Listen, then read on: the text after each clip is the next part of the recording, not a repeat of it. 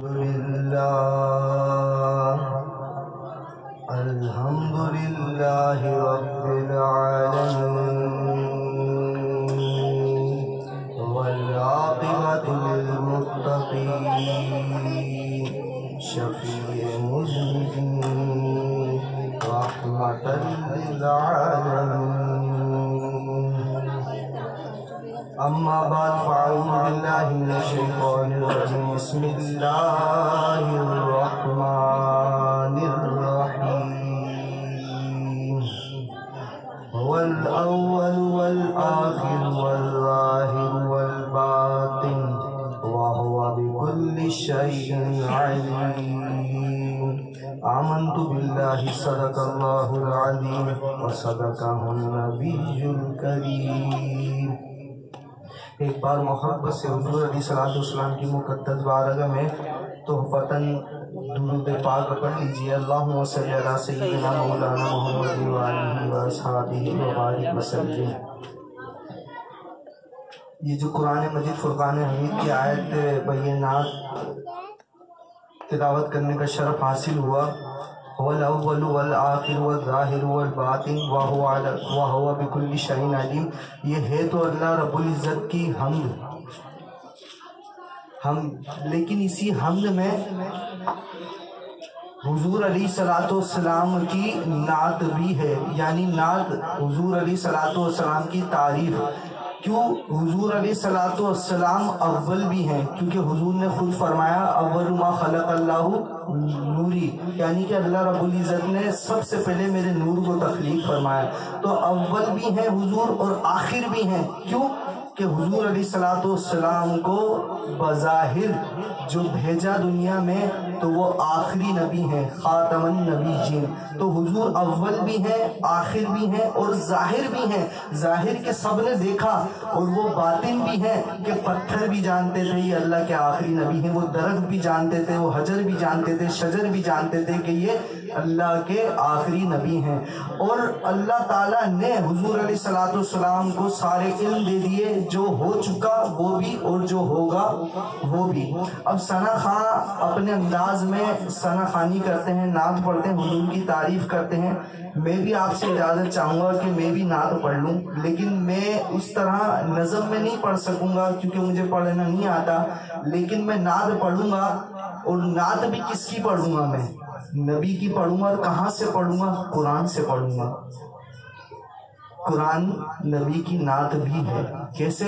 میں نے قرآن سے پوچھا قرآن آقا کا چہرہ بتا، قرآن کہتا ہے والضحیٰ۔ میں نے قرآن سے پوچھا قرآن آقا کی زلفیں بتا، قرآن کہتا ہے واللیل اذا سجا۔ میں نے قرآن سے پوچھا قرآن آقا کی نظریں بتا، قرآن کہتا ہے ما زاغ البصر وما طغیٰ۔ میں نے قرآن سے پوچھا قرآن آقا کی آنکھیں بتا، قرآن کہتا ہے الم نجعل لہ عینین۔ میں نے قرآن سے پوچھا قرآن آقا کے لب بتا، قرآن کہتا ہے ولسان وشفتین۔ میں نے قرآن سے پوچھا قرآن آقا کے دانت بتا، قرآن کہتا ہے یاسین۔ میں نے قرآن سے پوچھا قرآن آقا کا سینہ بتا، قرآن کہتا ہے الم نشرح لک صدرک۔ میں نے قرآن سے پوچھا قرآن آقا کا اخلاق بتا، قرآن کہتا ہے انک لعلی خلق عظیم۔ میں نے قرآن سے پوچھا قرآن آقا کا اسوہ بتا، قرآن کہتا ہے لقد کان لکم فی رسول اللہ اسوۃ حسنہ۔ میں نے قرآن سے پوچھا قرآن آقا کی یتیمی بتا، قرآن کہتا ہے لم یجدک یتیما فآویٰ۔ میں نے قرآن سے پوچھا قرآن آقا کی صفات تو بتا، قرآن کہتا ہے شاہدہ مبشرہ منیرہ باذن اللہ منیرہ۔ میں نے قرآن سے پوچھا قرآن آقا کا شہر بتا، قرآن کہتا ہے لا اقسم بہذا البلد۔ میں نے قرآن سے پوچھا قرآن آقا کا زمانہ بتا، قرآن کہتا ہے والعصر۔ میں نے قرآن سے پوچھا قرآن آقا کی چادر بتا، قرآن کہتا ہے یا ایھا المدثر۔ میں نے قرآن سے پوچھا قرآن آقا کی کملی بتا، قرآن کہتا ہے یا ایھا المزمل۔ میں نے قرآن سے پوچھا قرآن آقا کی نبوت بتا، تو قرآن کہتا ہے یا ایھا النبی۔ میں نے قرآن سے پوچھا قرآن آقا کی رسالت بتا، قرآن کہتا ہے یا ایھا الرسول۔ میں نے قرآن سے پوچھا قرآن آقا کی ختم نبوت بتا، تو قرآن کہتا ہے ما کان محمد ابا احد من رجالکم ولکن رسول اللہ وخاتم النبیین۔ میں نے قرآن سے پوچھا قرآن آقا کی بشریت بتا، قرآن کہتا ہے قل انما انا بشر مثلکم۔ میں نے قرآن سے پوچھا قرآن آقا کی نورانیت بتا، قرآن کہتا ہے لقد کان لکم فی رسول قد جاءکم من اللہ نور و کتاب مبین۔ میں نے قرآن سے پوچھا قرآن آقا کی تلاوت بتا، قرآن کہتا ہے ورتل القرآن ترتیلا۔ میں نے قرآن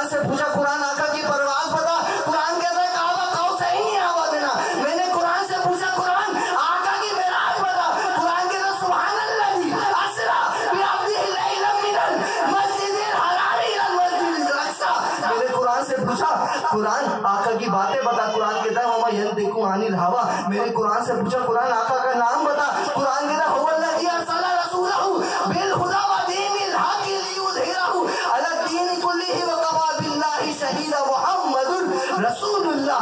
میں نے قرآن سے پوچھا قرآن آقا کے یار بتا. قرآن کہتا ہے اولئک علی ھدی من ربہم واولئک هم المفلحون. سبحان اللہ. میں نے قرآن سے پوچھا قرآن آقا کے یار بتا تو قرآن کہتا ہے اولئک علی ھدی من ربہم واولئک هم المفلحون. میں نے پوچھا قرآن ذرا الگ الگ کر کے بتا. میں نے قرآن سے پوچھا قرآن آقا کا ابو بکر بتا. قرآن کہتا ہے جاء بالذی وجہ بھی صدقی ہی وصدق بھی. میں نے قرآن سے پوچھا قرآن آقا کا عمر بتا. قرآن کہتا ہے اشداء علی الکفار. میں نے قرآن سے پوچھا قرآن آقا کا عثمان بتا. قرآن کہتا ہے رحماء بینہم. میں نے قرآن سے پوچھا قرآن آقا کا علی بتا. قرآن کہتا ہے تراہم رکعا سجدا. میں نے قرآن سے پوچھا قرآن آقا کا بلال بتا. قرآن کہتا ہے اولئک هم الحق. میں نے قرآن سے پوچھا قرآن آقا کی عائشہ بتا. قرآن کہتا ہے سبحانک ھذا بہتان عظیم. میں نے قرآن سے پوچھا قرآن آقا کا کام بتا. قرآن کہتا ہے وما ارسلناک الا کافۃ للناس. میں نے قرآن سے پوچھا قرآن آقا کی اطاعت بتا. قرآن کہتا ہے اطیعوا اللہ واطیعوا الرسول. میں نے قرآن سے پوچھا قرآن آقا کی طلب بتا. قرآن کہتا ہے لقد جاءکم رسول من انفسکم عزیز علیہ ما عنتم حریص علیکم بالمؤمنین رؤوف رحیم. میں نے قرآن سے پوچھا قرآن آقا کی رحمت بتا.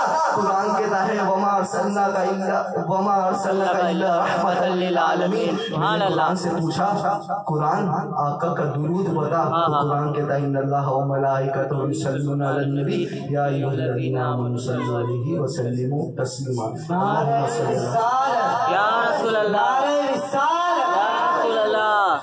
یہ مہینہ حضور علیہ الصلوۃ والسلام کی ولادت کا مہینہ ہے اور مجھے بات اس پر ہی کرنی ہے کہ میلاد منانا چاہیے یا نہیں چاہیے, جائز ہے ناجائز ہے. اس سے پہلے کہ میں یہ بتاؤں اس سے پہلے میں میلاد منا لوں. اور میلاد مناتے کیسے؟ حضور کی تعریف بیان کر کے. اب لوگ یہ الزام بھی لگاتے ہیں ہم حضور کی ہی تعریف کرتے ہیں, باقی انبیاء کا ذکر بھی تو ہے قرآن میں. تو ہم نسلاً حضور کے والد ابراہیم علیہ السلام کا ایک تذکرہ سنتے ہیں. حضور علیہ السلام کے والد یہ جسمانی لحاظ سے ظاہری لحاظ سے, لیکن ویسے تو حضور خود سب کے ہی والد ہیں کیونکہ سب سے پہلے بنایا گیا. درخت سے پھول ہے بظاہری لیکن حقیقتاً پھول سے ہی درخت ہے کیونکہ پھول بوتے ہیں تو درخت بنتا ہے. تو اللہ رب العزت نے ابراہیم علیہ السلام کو بہت مال کثیر جب عطا کر دیا, اس کے بعد اللہ رب العزت اپنے فرشتوں کی جماعت سے یہ ارشاد فرمانے لگا یہ جو ابراہیم ہے میرا خلیل ہے, میرا خلیل, میرا دوست ہے. تو فرشتوں نے کہا کہ پروردگار اتنا مال و دولت جس کو ملی ہو وہ تو دوست ہی ہوگا. تو فرشتوں کو حکم دے دیا اللہ نے تم آزما لو, میرے ابراہیم کو تم آزما لو. تو ابراہیم علیہ السلام کو آزمانے کے لیے فرشتہ انسانی شکل میں گیا. ابراہیم علیہ السلام اپنے جانوروں کے ہمراہ اپنے کھیت کے قریب تھے. تو وہ جو انسانی شکل میں فرشتہ آیا چھپ گیا اور کہنے لگا سبحان اللہ والحمد للہ ولا الہ الا اللہ واللہ اکبر. میرا سر تو بڑا خراب ہے لیکن ذکر تو اس رب کا کیا ہے, آپ کہہ دیجیے سبحان اللہ. فرشتے نے اپنی سریلی آواز میں جب یہ کہا سبحان اللہ والحمد للہ ولا الہ الا اللہ واللہ اکبر, تو ابراہیم علیہ السلام سے رہا نہ گیا. سننے کے بعد ان کا دل چاہا یہ کہاں سے آواز آئی. ڈھونڈنے لگے, جب ڈھونڈا تو پتا چلا ایک انسان تھا جس نے رب کی ثنا کی. کہا کہ تو نے یہ پڑھا, مجھے ایک بار سنا دے پھر سے. بہت مزہ آیا کیونکہ وہ فرشتے کی آواز اللہ نے کتنی تاثیر رکھی ہوگی. تو کہا پہلے تو میں نے تمہارے رب کا ذکر اپنی مرضی سے کیا تھا, اب تمہاری مرضی سے کروں گا تو مجھے کچھ مال چاہیے. کہا تمہیں کیا مال چاہیے؟ بولے جو دے دو. بولے یہ بکریوں کا جتنا بھی ریوڑ ہے یہ سارا ایک بار تو میرے رب کا ذکر سنا. پھر کہہ دیا فرشتے نے سبحان اللہ والحمد للہ ولا الہ الا اللہ واللہ اکبر. ابھی بھی جی نہیں بھرا کیونکہ اللہ کے خلیل نے کہا پھر سنا دے. کہا نہیں اب پیسے پورے ہو گئے, پھر کچھ دیتے ہو تو پھر سناتا ہوں. تو پھر جو بڑے جانور تھے کہا یہ ریوڑ بھی تیرا, ایک بار تو سنا دے. پھر کہا سبحان اللہ والحمد للہ ولا الہ الا اللہ واللہ اکبر. سبحان اللہ. پھر بھی پیاس نہ بجھی کیونکہ اللہ کے خلیل ہیں, اللہ سے محبت کرتے ہیں. بے شک. تو اللہ رب العزت نے جو امتحان کے لیے بھیجا تھا, امتحان چل رہا ہے, تو فرشتے نے کہا پورا ہو گیا بھائی, کہا اور مال دوں گا میں تجھے, یہ جتنے بھی جانور بچے ہیں اونٹ وغیرہ یہ سب کے سب میں تمہیں دیتا ہوں. مجھے اللہ کا ذکر ایک بار پھر سنا دے. پھر کہتا ہے سبحان اللہ والحمد للہ ولا الہ الا اللہ واللہ اکبر. اب سب کچھ ختم ہو گیا نا, اب پھر کہہ رہے ہیں کہ مجھے ایک بار پھر سنا دے. میرا بھی جی نہیں بھرا, تیری آواز میں اتنی تاثیر ہے, میرے رب کا ذکر اتنا مزے کا کہ تیری زبان سے مجھے بڑا پیارا لگ رہا ہے. تو کہنے لگا اب تمہارے پاس دینے کو بچا کچھ نہیں, میں نہیں سناتا تمہارے رب کا تمہیں ذکر. تو کہنے لگا بات سن, یہ جتنے جانور ہیں تم سے سمجھیں گے نہیں, تمہیں خادم چاہیے ہوگا, میں ساری زندگی ان کی خدمت کرتا رہوں گا, تم بس یہی سناتے رہنا سبحان اللہ والحمد للہ ولا الہ الا اللہ واللہ اکبر. انہوں نے کہا ابراہیم علیہ السلام سے اللہ نے سچ کہا تھا کہ میرا دوست ہے ابراہیم, میں تو فرشتہ ہوں, اللہ کے حکم پر انسانی شکل میں آیا ہوں, میری کیا مجال کہ میں آپ کا امتحان لیتا. اور حقیقت میں اللہ نے صحیح کہا کہ آپ اللہ کے خلیل ہیں. اللہ کے خلیل ہے نا, کتنی آزمائشیں ہوئی, اور ملا کیا؟ ملا یہ کہ ابراہیم علیہ السلام کو جب نمرود آگ میں ڈال رہے تھے نا, تو اللہ کا حکم ہو گیا یا نار کونی بردا وسلاما علی ابراہیم. تو یہ شان ہے کس کی؟ ابراہیم علیہ السلام کی, کہ آگ ٹھنڈی ہو گئی, سلامتی والی ہو گئی. پر میرے نبی کی شان اس سے بھی بالا. وہ کیسے بالا؟ وہ ایسے بالا کہ امام جلال الدین سیوطی شافعی فرماتے ہیں کہ صحابی رسول حضرت سیدنا عباد عبد الصمد وہ ایک روز حضرت انس رضی اللہ تعالیٰ عنہ کے گھر تشریف لے گئے. انہوں نے اپنی خادمہ سے کہا کہ دسترخوان لگائیں. دسترخوان لگا اور کہا کہ جائیں وہ کپڑا بھی لے آئیں. وہ جب کپڑا لائی خادمہ تو کپڑا میلا کچیلا ہو رہا تھا. اب میل ختم کرنے کے لیے کپڑے کو دھونا پڑتا ہے. اپنی خادمہ کو کہا کہ جلتے ہوئے تنور میں اس کپڑے کو ڈال دو. وہ کپڑا ڈال دیا گیا. کچھ دیر کے بعد کسی چیز سے وہ کپڑا نکالا تو اتنا اجلا, اتنا روشن, اتنا چمکدار, ایسا صاف کہ جیسے ابھی نیا آیا ہے. ماجرا پوچھا کہ حضرت سیدنا عباد بن عبد الصمد نے پوچھا یہ کیا کپڑا ہے, یہ کیا ماجرا ہے, ہمیں تو بتا دو. کہا ایک دفعہ میرے آقا کملی والے مصطفیٰ وہ تشریف لائے تھے, انہوں نے اپنے چہرے مبارک سے اس کپڑے کو صاف کیا تھا, تو یہ اس کی برکت ہے کہ اس کو آگ نہیں اثر کرتی. وہاں نبی کے جسم کو آگ نے اثر نہیں کیا. یا میرے نبی کی عظمت کہ ان سے لگا ہوا کپڑا بھی نہیں چل رہا. اور یہی نہیں, یہاں بات ختم نہیں ہوتی معجزات کی. نبی پاک علیہ السلام کے عاشق عمار بن یاسر, ان کے بارے میں آتا ہے کہ حضور کو جب دور سے دیکھا پتا نہیں تھا یہ ہستی کون ہے, پر چہرے کی روحانیت دیکھ کے, نورانیت دیکھ کے, معصومیت دیکھ کے, جلوے دیکھ کے دل لرز گیا, دل باغ باغ ہو گیا. بس حضور سے عشق ہو گیا. وہ غلام تو دیکھ مشرک کے, لیکن حضور کی محبت وہ پتا چلا ان کا نام محمد ہے صلی اللہ علیہ وسلم. تو عمار بن یاسر مشرک کے غلام تھے. غلاموں پہ بڑا ظلم ہوتا تھا, ان پر ظلم ہوتا تھا, لیکن ظلم کی انتہا ہو گئی کب؟ جب عمار بن یاسر کو پتا چلا کہ محمد صلی اللہ علیہ وسلم نے نبوت کا اعلان کیا ہے. اب وہ مالک آپس میں باتیں کر رہے ہیں کہ وہ محمد معاذ اللہ برا بھلا کہہ رہے ہیں کہ اس نے نبوت کا دعویٰ کیا ہے. وہ ہمارا کل کا چھوکرا وہ نبوت کا دعویٰ کر رہے ہیں, وہ برائی کر رہے ہیں, لیکن عمار بن یاسر خوش ہو رہے ہیں کہ وہ جن سے مجھے محبت ہوئی, وہ جنہوں نے میرا دل لے لیا, وہ نبوت کا دعویٰ کر رہے ہیں. وہ جو بھی بولے گا میں ایمان لے آؤں گا, میں قبول کر لوں گا. خوش ہو رہے ہیں. اب خوشی کا عالم لوگوں نے محسوس کر لیا تھا. تم کس بات کا خوش ہو رہا ہے؟ وہ محمد کی بات ہو رہی ہے, اس پر خوش ہو رہا ہوں کہ انہوں نے اعلان کیا تو میں قبول کرتا ہوں. لو بھائی اعلان قبول کر لیا. کہا دوسرے خادم کو بلایا, کوئلے بھیکاؤ اور اس پہ اس کو لٹاؤ, اس کی قمیض اتارو. اب وہ ان کے ساتھ یہ معاملہ ہونے لگا. اب وہ اس کو لٹاتے تھے. عمار بن یاسر کو آنکھ جل رہی ہے, کوئلوں پہ لٹا دیا ہے. اب آگ کب بجھتی ہے؟ وہ تب بجھتی ہے جب چربی پگھل کے کوئلے پر چپڑ جاتی ہے تو وہ بجھ جاتی. ہاں اب یہ معاملہ ان کے ساتھ چل رہا ہے. تو حضور علیہ السلام کو خبر ہوئی کہ آپ کا ایک عاشق جس نے آپ کو دیکھ کر اپنا دل دے دیا تھا، آپ کی نبوت کا سن کر ایمان بھی لے آیا، لیکن اس کا مالک اس پر بڑا ظلم کر رہا ہے. اب اتنے دن سے یہ معاملہ ہو رہا تھا. جب حضور آئے، حضور نے پوچھا ہے عمار کیا بات ہے؟ اب وہ رو پڑے. کیوں؟ اتنی شفقت سے، نبوت کی شفقت رحمت للعالمین ہے، کتنی ممتا سے پوچھا ہوگا ہے عمار کیا ہوا؟ ہمارا بچہ بھی کہیں لڑکے آتا ہے نا، لڑکے آ گیا گھر میں آ گیا، پوچھ رہی ہے ماں کیا ہوا؟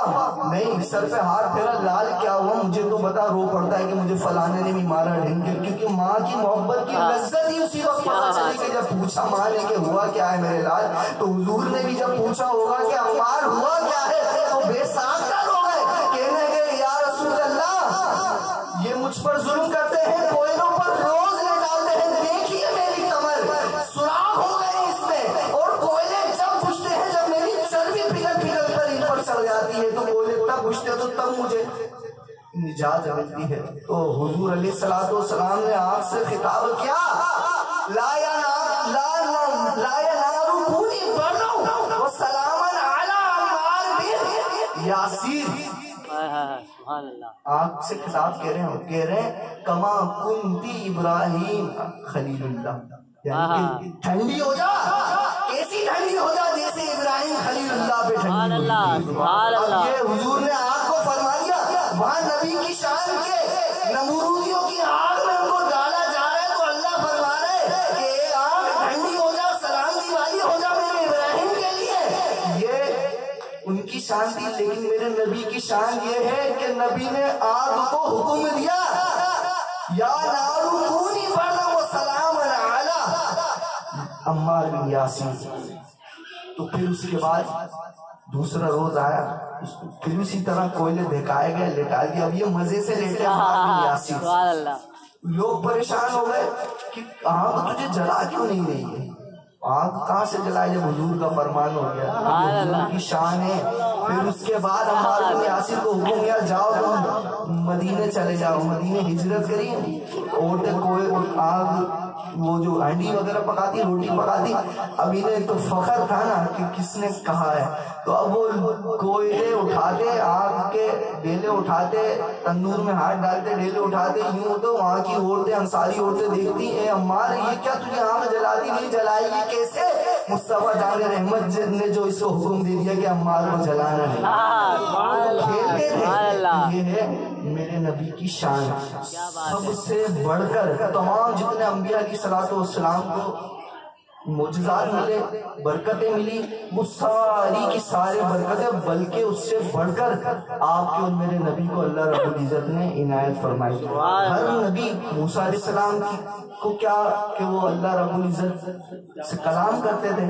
اچھا موسیٰ علیہ السلام کی بات آ گئی تو ان کا بھی مختصر سا قصہ. تو موسیٰ علیہ السلام بھی اللہ سے بہت پیار کرتے تھے، کوہ طور پر جاتے تھے. ایک روز کوہ طور پر صبح گئے، شام ہو گئی، جی نہیں بھر رہا رب سے. اب رب کی بارگاہ میں رب سے بات کرے کسی کا جی بھرے گا؟ کہاں بھرے گا، نہیں بھرتا. تو اللہ رب العزت نے کہا بہت دیر ہو گئی ہے، گھر جاؤ تھوڑا سو جاؤ پھر کل آنا. نہیں بولا ابھی جی نہیں بھرا، نہیں چل رہے. پھر اللہ نے کہا اے موسیٰ آپ جاؤ، تھک گئے ہوں گے، تھوڑا سو آؤ. بولا تو بھی سوئے گا کیا؟ اب رب سونے والا کہا. اب اللہ سے پوچھ رہے ہیں اللہ تو بھی سوئے گا؟ یہ محبت ہے کہ ہوتا ہے نا کہ میں اپنے بھائی کو بولوں یار تو کل بھی محفل کری تھی، تھک گیا ہوگا جا تو سو جا. تو یہ بھائی محبت میں پوچھے گا بھائی کیا آپ بھی سو گے میرے پیچھے؟ تو یہ محبت کا ایک انداز ہے. اللہ کے نبی موسیٰ علیہ السلام اللہ سے محبت کرتے ہیں، محبت میں بھول گئے کہ میں کیا پوچھ رہا ہوں، لیکن اللہ ہے نا محبت کرتا، وہ بھی اپنے نبی سے ٹالا نہیں، جواب دے دیا. کہا اچھا ٹھیک ہے گھر جاؤ، پیالہ لاؤ، دودھ بھر کر لانا اس میں. ٹھیک ہے بھائی. موسیٰ علیہ السلام گئے، دودھ کا پیالہ بھر کے لائے، ہاتھ میں لیا، اور اللہ رب العزت نے ہوا کو حکم دے دیا ذرا ٹھنڈے جھونکے تو گزارو ادھر سے. جب ایک ٹھنڈا جھونکا لگا موسیٰ علیہ السلام کو نیند آئی، وہ پیالہ دھڑن سے گرا، دودھ بکھر گیا۔ اب جب نیند پوری ہوئی، تھوڑی سی آنکھ کھلی، یہ کیا ہوا؟ تو اللہ رب العزت سے پھر پوچھا ہے مولا مجھے تھوڑی نیند آ گئی تھی، کیا تو سویا؟ اللہ رب العزت نے دیا، میں نے ابھی جواب تو دیا، میرے پروردگار تو نے کب جواب دیا؟ اللہ لا الہ الا هو الحی القیوم لا تأخذہ سنۃ ولا نوم، نہ اسے اونگ آتی، نہ اسے وہ سوتا، نہ اسے اونگ آتی، وما فی الارض، کیونکہ اس کے بعد اس کے ہاتھ میں، قدرت میں زمین و آسمان ہے۔ تو اللہ رب العزت نے کہا میں نے ابھی جواب دیا تو صحیح، مجھے کب جواب دیا؟ کہے موسیٰ تیرے ہاتھ میں کیا تھا؟ پیالہ، اس میں کیا تھا؟ اس میں دودھ، تجھے نیند آئی تو اس کا کیا حال ہوا؟ سب دھرم بھرم ہو گیا۔ تو میں پروردگار ہوں، میرے ہاتھوں میں تو زمین و آسمان ہے، اگر مجھے نیند آ جاتی تو اس کا حال کیا ہوتا؟ تو میں سوتا نہیں۔ تو یہ موسیٰ علیہ السلام اپنی محبت میں اللہ رب العزت سے باتیں کر رہے تھے۔ تو موسیٰ علیہ السلام کی کیا شان تھی کہ موسیٰ علیہ السلام کوہ طور پر جاتے تھے اور اللہ رب العزت سے کلام کرتے تھے، پر آپ کے اور میرے نبی کی کیا شان کہ اللہ رب العزت نے خود بلوایا اور اپنا دیدار بھی کیا اور اپنے حبیب سے باتیں بھی کی۔ تو یہ مصطفیٰ جان رحمت کی بات ہے۔ تو جتنے نبیوں کی معجزات ہیں وہ نبی پاک علیہ الصلوۃ والسلام۔ اچھا نبی کی بات تو ہو رہی ہے نا، وہاں امتی کی بھی ایک بات ہے، کیا ہم کوئی عام نہیں ہے؟ ہم بھی بہت خاص ہیں۔ ایک خاصیت یہ ہے ہمارے اندر کہ ساری امتیں بعد میں جائیں گی جنت میں، سب سے پہلے آقا کی امت جنت میں جائے گی۔ یہ ہماری ہم بدنصیبوں کو یہ خوش نصیبی حاصل ہے کہ ہم حضور علیہ الصلوۃ والسلام، بدنصیبی میں نے اعمالوں کی وجہ سے کہا پر ہمیں یہ سعادت نصیب ہوئی۔ اب بات کرتے ہیں کہ امتی میں کیا خاصیت ہے۔ تو موسیٰ علیہ السلام نے ہی اللہ رب العزت سے دعا کی، اے پروردگار مجھے اپنے حبیب کی امت میں کر دے، اپنے حبیب کا امتی بنا دے۔ تو کیوں کی ہوگی؟ کچھ تو دیکھا ہوگا، بہت ساری چیزیں دیکھی انہوں نے، توریت میں پڑھی اور پھر قرآن مجید میں بھی اس کا ذکر ہے، کنتم خیر امۃ اخرجت للناس تأمرون بالمعروف وتنہون عن المنکر۔ ایک فضیلت یہ بھی ہے۔ تو اللہ رب العزت سے دعا کری موسیٰ علیہ السلام نے کہ مجھے حضور کے امتیوں میں بنا دے، مجھے حضور کا امتی بنا دے، حضور کا صحابی بنا دے۔ تو امتی کی خاص بات کیا ہے؟ اللہ رب العزت کے پیارے حبیب نے صحابہ کرام کے جھرمٹ میں بیٹھے ہوئے پوچھ رہے ہیں کہ بتاؤ سب سے عجیب تر ایمان کس کا ہے؟ فرشتوں کا کہا صحابہ کرام نے کہ فرشتوں کا؟ حضور علیہ الصلوۃ والسلام نے کہا نہیں، وہ تو اللہ کے جلووں کے کتنے نزدیک ہیں، ان کا ایمان لانا کیسے عجیب ہوگا؟ تو صحابہ کرام نے کہا پھر انبیاء علیہ الصلوۃ والسلام، یعنی یہ آپ نے واقعہ کئی دفعہ علماء کرام سے سنا ہوگا کہ حضور بتا رہے ہیں کس کا ایمان عجیب تر ہے، کس کا ایمان لانا سب سے عجیب تر ہے۔ تو حضور فرما رہے ہیں، پوچھ رہے ہیں صحابہ کرام سے بتاؤ کس کا ایمان لانا عجیب تر ہے؟ تو صحابہ کرام نے کہا کہ تمام فرشتوں کا ایمان لانا۔ حضور علیہ الصلوۃ والسلام نے منع فرمایا کہ ان کا ایمان لانا عجیب تر کیسے ہوگا، وہ تو اللہ کے جلووں کے کتنے نزدیک ہے، کوئی رکوع میں ہے، کوئی سجود میں ہے، اللہ کی صلاح بیان کر رہے ہیں، وہ کیسے؟ تو کہا پھر عرض کرنے لگے کہ یا رسول اللہ صلی اللہ علیہ وسلم انبیاء علیہ الصلوۃ والسلام کا ایمان لانا عجیب ہوگا۔ تو فرمانے لگے رسول اللہ انبیاء علیہ الصلوۃ والسلام کا کس طرح ہوگا؟ تو انبیاء علیہ السلام کو تو خود رب نے بھیجا ہے، انہوں نے تبلیغ کے لیے اللہ نے بھیجا ہے، تو ان کا ایمان لانا عجیب کیوں ہوگا؟ منع کر دیا۔ پھر پوچھا کہ بتاؤ کس کا ایمان لانا عجیب تر ہوگا؟ تو صحابہ کرام مسکرائے اور کہا کہ ہم لوگ ہوں گے وہ خوش نصیب۔ حضور نے وہ بھی منع کر دیا کہ تم کیسے، تم نے دیکھا نہیں کہ اونٹ آتے ہیں مجھے سجدہ کرنے، پتھر کلمہ پڑھتے ہیں، ہرنی آتی ہے، ہرن آتی ہے مجھ سے پناہ مانگنے، تو تم نے تو یہ سارے کمالات میرے دیکھے ہیں، حجر شجر کو صلاۃ و سلام پڑھتا دیکھا ہے، تو تمہارا ایمان لانا کیسے عجیب اثر ہوگا؟ تم نے دیکھا نہیں کہ پیڑ جڑوں کے ساتھ آ جاتا ہے، میرے سامنے درود و سلام پڑھتا ہے، تم نے ابو جہل کی مٹھی میں کنکر کو کیا کلمہ پڑھتے نہیں دیکھا، تو تم کیسے نہیں ایمان لاؤ گے؟ تمہارا ایمان لانا عجیب نہیں ہے۔ تو پیارے آقا آپ ہی بتا دیجئے، حضور نے فرما دیا میرے بعد میرے عاشق مجھے دیکھیں گے بھی نہیں، ان کا ایمان لانا عجیب تر ہوگا۔ میرے عاشق جو میرے بعد آئیں گے، گویا کہ حضور فرما رہے ہیں مجھے دیکھیں گے بھی نہیں، میرا ودوحا والا چہرہ بھی نہیں دیکھیں گے، واللیل والی زلفیں بھی نہیں دیکھیں گے، ماذا غل بصر والی نظریں بھی نہیں دیکھیں گے، علم نجعل لہ عینین والی آنکھیں بھی نہیں دیکھیں گے، ولسانا و شفتین والے ہونٹ بھی نہیں دیکھیں گے، علم نشرح والا سینہ بھی نہیں دیکھ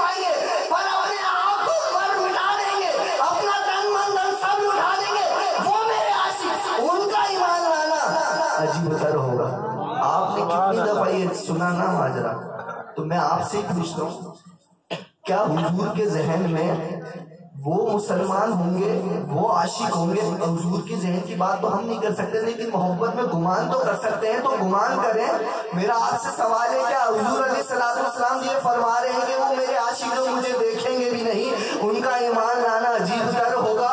کیا اس وقت حضور کے ذہن میں یہ ہوں گے جو کہتے ہیں کہ حضور پر درود و سلام پڑھتے ہو اذان سے پہلے حرام ہے, جو یہ کہے میلاد منانا ناجائز ہے, جو کہے حضور کی آمد میں لائٹیں لگانا ناجائز ہے, جھنڈے لہرانا ناجائز ہے, میلاد منانا ناجائز ہے, لنگر کھلانا ناجائز ہے, اور حضور کے نام پر محفلیں سجانا ناجائز ہے, یا رسول اللہ کہنا ناجائز ہے؟ تو آپ بتائیے حضور کے ذہن مبارک میں کیا یہ بات ہو سکتی ہے ان لوگوں کے لیے؟ کیا وہ ہوں گے؟ کیا نہیں. میں بتاتا ہوں اپنی ایمان کی طاقت سے کہ حضور کا گمان اس وقت کس طرف ہوگا. اس وقت حضور کے ذہن میں میرا عشق بڑا گمان ہے. حضور اس وقت دیکھ رہے ہوں گے کس کو؟ غازی علم الدین شہید کو دیکھ رہے ہوں گے, مولانا تنویر قادری شہید غازی کو دیکھ رہے ہوں گے, عامر سینا کو دیکھ رہے ہوں گے, آپ کے اور میرے ممتاز حسین قادری شہید کو کہہ رہے ہوں گے, فرما رہے ہوں گے یہ میرے عاشق ہوں گے. جن کا ایمان لانا عجیب ہوتا ہے.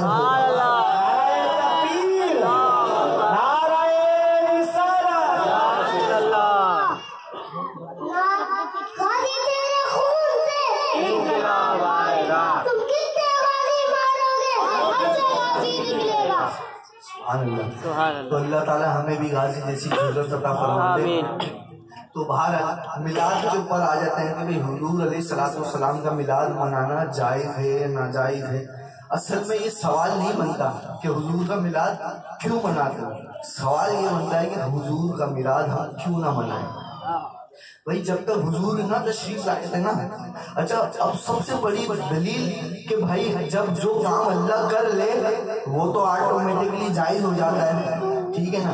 جب اللہ نے اپنے نبی آدم علیہ الصلوۃ والسلام کی پیدائش یعنی کہ ولادت کی خوشی میں سیلیبریشن کی فرشتوں کی جماعت میں, کیا سیلیبریشن کی کہ فرشتوں کو حکم دے دیا کہ آدم کی تخلیق ہونے والی ہے, میں روح پھونکنے والا ہوں, تم نے جشن منانا ہے. جشن میں کرنا کیا ہے؟ سجدہ کرنا ہے آدم کو, آدم علیہ السلام کو سجدہ کرنا ہے. تو یہ میلاد رب بنا رہا ہے نا اپنے نبی کا, اور اگر ہم امام الانبیاء کا بنا لے تو تکلیف کس بات کی ہے؟ تکلیف تو نہیں ہونی چاہیے. تو آدم علیہ الصلوۃ والسلام کا میلاد سیلیبریشن ہو رہا ہے, اللہ نے حکم دے دیا کہ سجدہ کرو, سیلیبریشن کرو, سجدہ ہو رہا ہے.